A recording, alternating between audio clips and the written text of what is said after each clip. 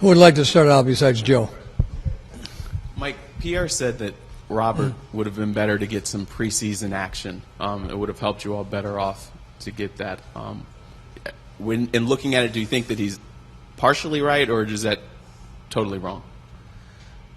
I don't know if anybody remembers, but Dr. Andrews said that there's no way he could play during the preseason. Does anybody remember that? We got to go back to this?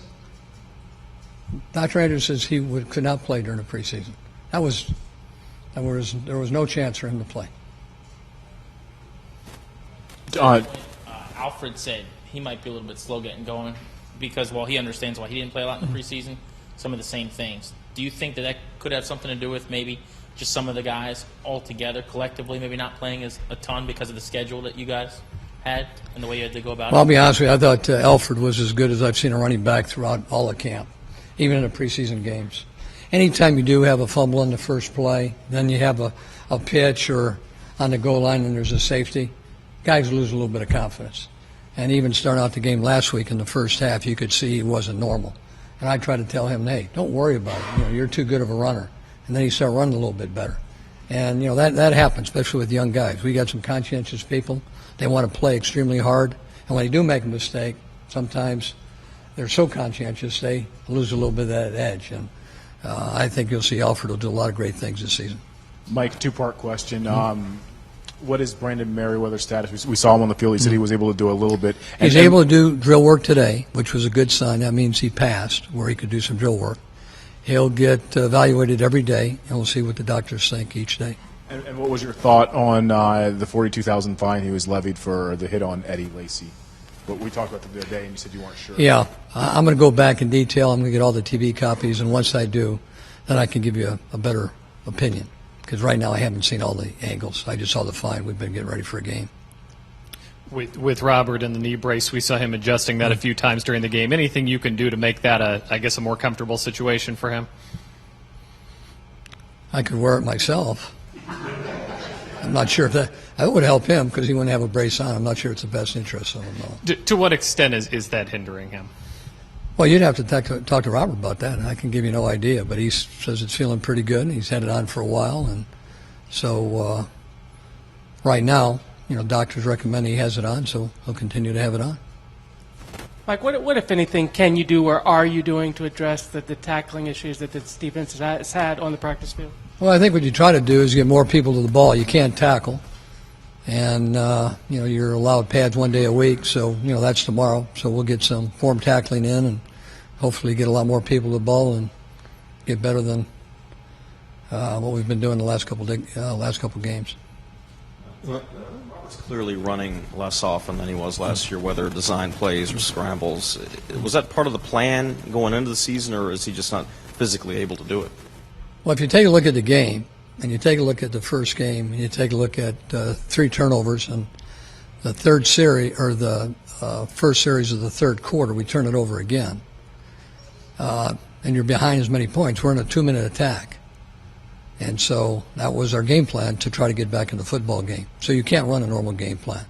When you take a look at the Green Bay game, and you're 0 for 7 in your third downs, and again, we didn't do a lot after the first series. We went into a 2-minute attack, and so basically, our game plan has been 2 minutes in the first game and the second game. And I think Robert's done some good things in those 2-minute attacks, considering he hasn't had a lot of that since he's been here or hadn't had a lot of it in college. And so, I was kind of optimistic of some of the things he did do in that 2-minute attack. He hasn't asked to be held back, or you haven't told him to hold that back for physical reasons. I mean, you see that he's capable of doing what he did last year. Well, wouldn't you say that right now our running game is pretty average? I can ask you a question. You can answer. Well, you take a look at Alfred. He's still averaging over 6 yards a carry. We need to be in the game so we can run the football more. But when you're getting beat by 25, 30 points, you try to win the football game. So hopefully this will take care of itself in time where we can play a lot better football, both offensively and defensively, and be in some of these games so you can run a balanced attack. And then at midseason, we can have another conversation like that and see if we've went one direction or the other. when you talk about getting people more involved in the tackling out of practice, does that mean getting more people to the ball or more people working always on it? emphasizing people getting to the ball all the time on defense. And also Kai Forbath, it's still the status quo. He'll kick on Yeah, Friday. we'll evaluate him later in the week. We're not going to try anything until Friday or Saturday. Hopefully we get that thing healed up. Mike, back to Brandon. He was cleared, obviously, to do drills today. Mm-hmm. Is he cleared to do anything else right now? Would the doctor say he has okay to play if nothing else happens, if there's no setback? And two, have you ever been around a player who's been so unfortunate? I mean, almost every time he goes on the field, something happens. Well, he's going to be evaluated every day. So Brandon will come in tomorrow, get evaluated again by the doctors. If there is no setback, he can do drill work tomorrow. They did not commit. They don't think he's ready yet for on-field work. And then if it goes okay tomorrow, then we'll evaluate it the next day on Friday. And in terms of how fragile he's been here, have you ever seen anything quite like this? Well, to be honest with you, he's never missed any time until he's come here. And it's been some freak injuries. And if this has been a pattern of his over time, I'd be, scared. But it hasn't been, so I'm hoping he can get back this weekend and hopefully play a full game. Mike, a couple of years ago when the defense was struggling, after one game you talked about the lack of, or the preparation you thought needed to be better, so you kind of got a little bit more involved in some of that. Do you feel that there's a need for you to do anything with that now, or are you fairly pleased with everything in that area? Well, I guarantee you there's a greater sense of urgency right now for us to eliminate mistakes. That's very obvious. We've got a couple different styles of offense that we didn't fare very well with, and we plan on getting much better. So we're going against the top 10 offense this week. They're doing a great job scoring points, great job throwing the ball, preventing sacks, and we're going to have to play one of our better games. And I told our guys we can't do anything about the last 2 weeks, but we can have a much better practice today, which we did. So it's a first step, hopefully going in the right direction. Mike, you guys struggled to convert third downs at the beginning of last year as well, and then eventually kind of kicked into gear. What did you guys do at that time? What kind of things could you do to break out of that slump? Well, we're going against the best third down team in the National Football League, so we better find out awful quick. No, you just work on the little things. You just keep on working on protections and try to get a good game plan together. And you can't get behind the eight ball like we have been, though, with as many points starting the second half, and hopefully we can correct that this week.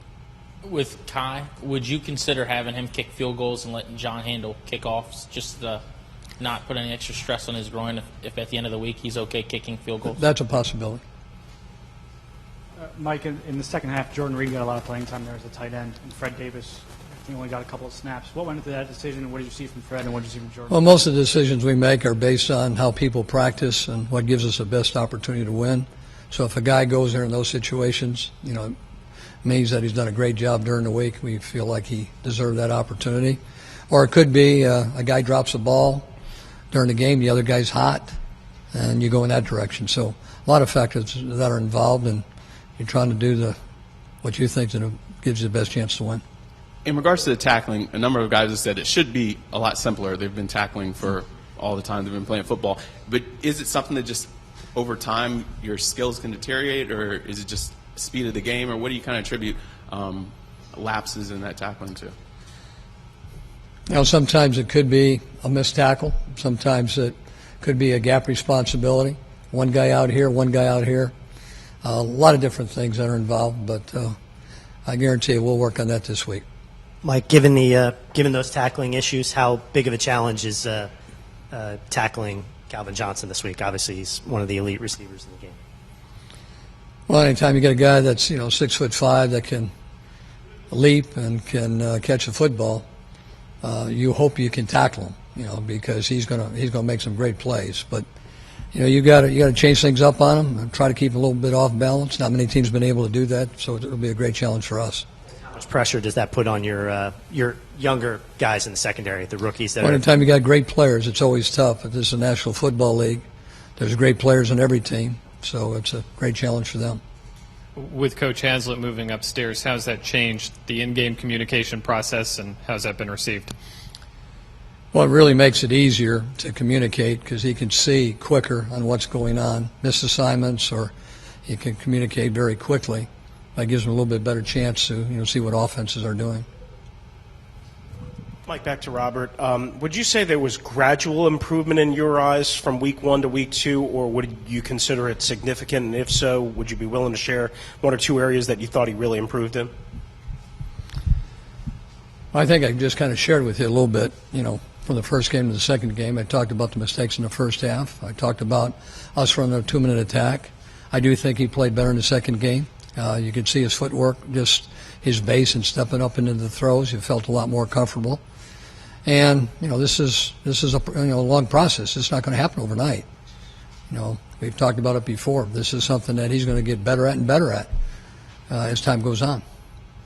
We talked a lot last year about Robert's mentality. How has he been? Is his confidence shaken in any way at all as all this is happening and these questions are swirling? What is his approach like? You have to ask Robert with that, about that. But he's a very confident young man, a very talented young man. There's only one way you get better in this game, is that's through repetition. And the more repetition you get, the better off you do. And when you don't have an off season, like he didn't, it's really hard to get great in one specific area right away. But you figure, just in a couple games, when he's 5 TDs and 3 interceptions in that 2-minute attack, and that goes for the season, that would be 40 TDs and 18 interceptions. Pretty good for a guy not having an off-season program. It's not where we want to be. That's not where he wants to be. But hopefully we can get back and run our normal offense. But we're going to have to play much better collectively to do that. Then the instinct that requires a scramble, when protection's breaking down, just to run out of the pocket and go, or do you have to just wait on comfort level and things like that? Oh no, you do that all the time. That's why you practice. You practice, with those scrambles, with drop back, play action, quarterback rolls, option. Practice all those things. Mike, when you watch Robert in that scramble mode, when he's getting pressure from the edge, when he's moving around back there, how do you see his movement, his quickness different from the way it was last year before he got hurt? Well, only Robert knows that for sure. When you don't see people do things, it's hard to, like for yourself, unless you see it in a game situation. I seen in practice, he's got some pretty good speed. Is it the same speed as it was before? I can't tell you that. But I do know it's a much different game when you get behind by 20, 30 points in a game than when it's a very close game. Different things you can do offensively. So we're not going to abandon our offense. I know it's been 2 games. I know we haven't been very, very impressive, but we still have a lot of confidence in what we're doing. Anything else? Okay, thanks.